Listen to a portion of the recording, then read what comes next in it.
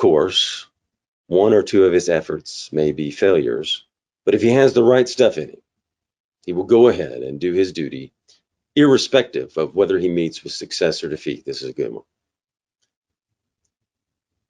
Because a lot of times we look at success or defeat as permanent, and we look at success or defeat as the thing, but you've got to be in the process always. It is perfectly right to consider the question of failure while shaping one's efforts to succeed in the struggle for the right. But there should be no consideration of it whatsoever when the question is as to whether one should or should not make a struggle for the right. So just don't quit or don't be caught in the outcome. Stay in the process and work for the right thing. And that can work for your career and your life too. If you stay in the right, it's going to be better. Do your duty. Don't worry about outcome. Struggle for what's right. I think he says it twice anyway. Struggle for what's right.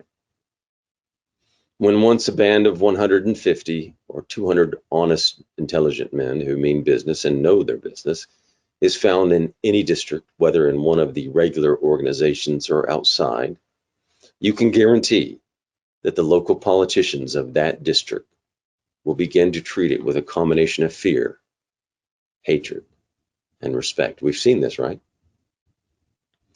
And that its influence will be felt. And that while sometimes men will be elected to office in direct defiance to its wishes, more often the successful candidates will feel that they have to pay some regard to its demands for public decency and honesty. So 150 to 200 men, honest, intelligent men who are aligned in values can do something, right? So another reason to be aligned in a club with other men, he says. This is Theodore Roosevelt saying. And you'll have more influence and impact for the good, right? You're trying to do the good. You're not just trying to have power or control or that kind of influence. You're trying to do something good and right. But in advising you to be practical and to work hard, I must not for one moment be understood as advising you to abandon one iota of your self-respect and devotion to principle. So he's not just saying do this for power. Don't abandon self-respect and devotion to principle. Keep your principles. If you win an election but throw away all your principles, or if you go up there to conserve and end up spending trillions or not conserving, why did you say you were conservative? And why was that your goal? What was the point? It is a bad sign for the country to see one class of our citizens sneer at practical politicians and another at Sunday school politics.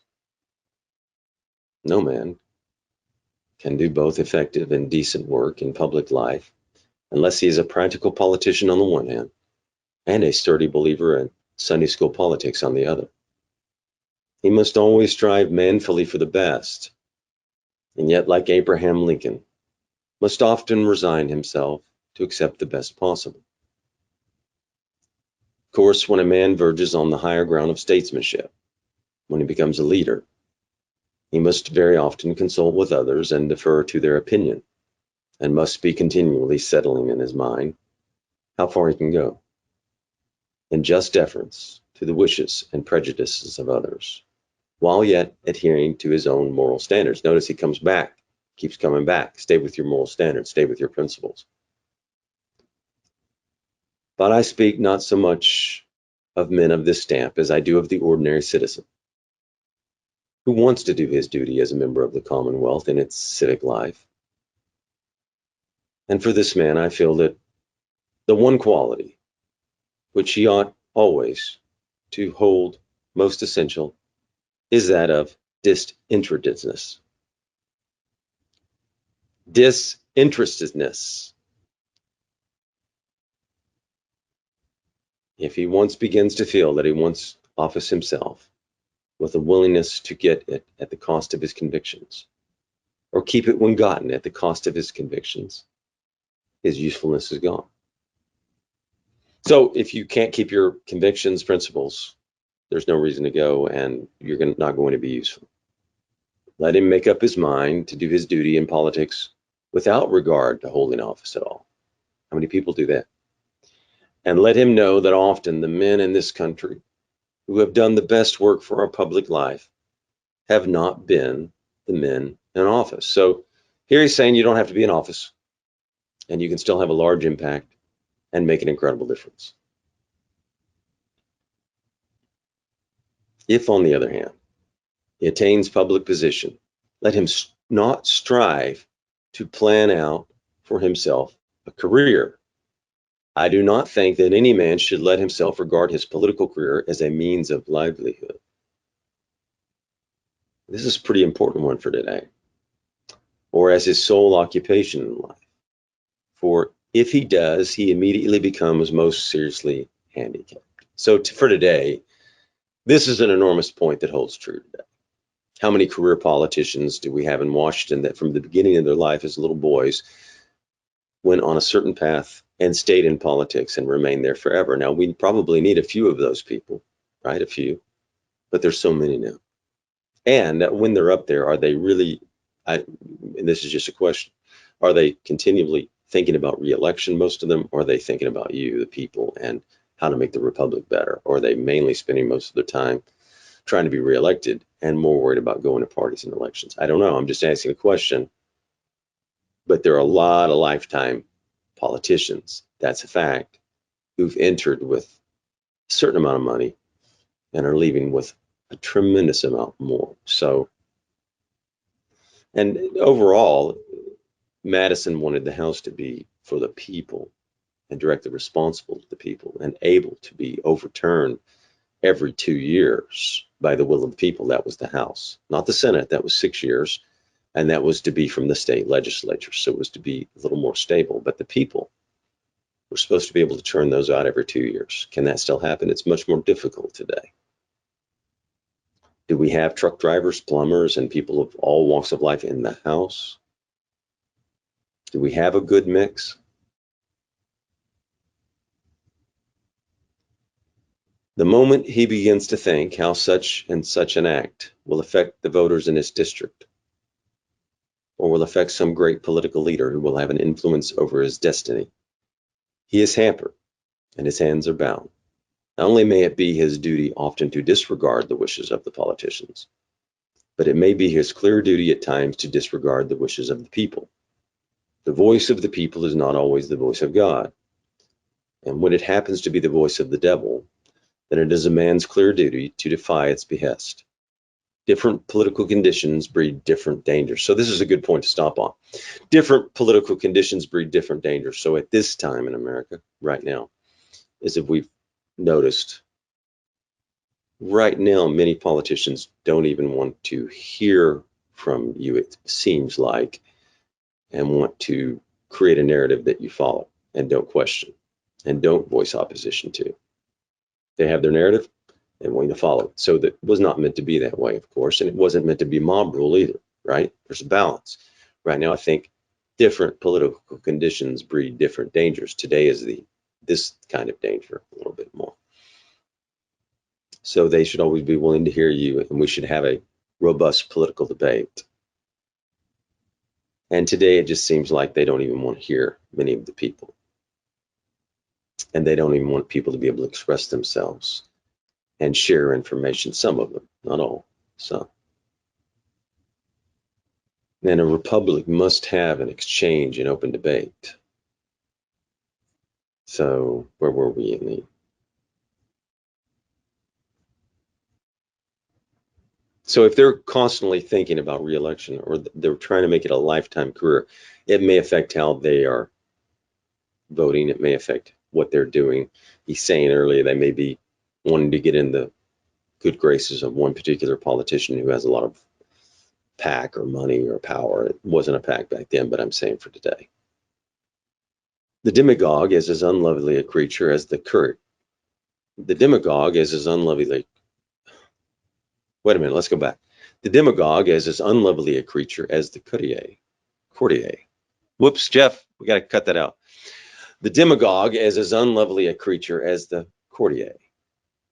Though one is fostered under republican and the other under monarchical institutions, there is every reason why a man should have an honorable ambition to enter public life and an honorable ambition to stay there when he's in it. But he ought to make up his mind that he cares for it only as long as he can stay in it on his own terms, without sacrifice of his principles. And if he does thus make up his mind, he can really accomplish twice as much for the nation and can reflect 100-fold greater honor upon himself in a short term of service than can the man who grows gray in public enjoyment at the cost of sacrificing what he believes to be true and honest. Now let's talk about true and honest truth. Hold on to your principles, he's saying, and it's not worth it if you can't be true to yourself and you can't be true and you can't be honest. It's not worth it, and you won't be of value to the republic. So again, lifetime politicians, if you're just worried about re-election and you have to parse the truth and honesty, and you're not serving the people. And moreover, when a public servant has definitely made up his mind that he will pay no heed to his own future, here's a great, but will do what he honestly deems best for the community, without regard to how his actions may affect his prospects. Not only does he become infinitely more useful as a public servant, but he has a far better time. So C.S. Lewis would say this is a man with a chest, right? So if you can go up there and be true and honest and be yourself, you're very useful as a public, notice what he says, servant.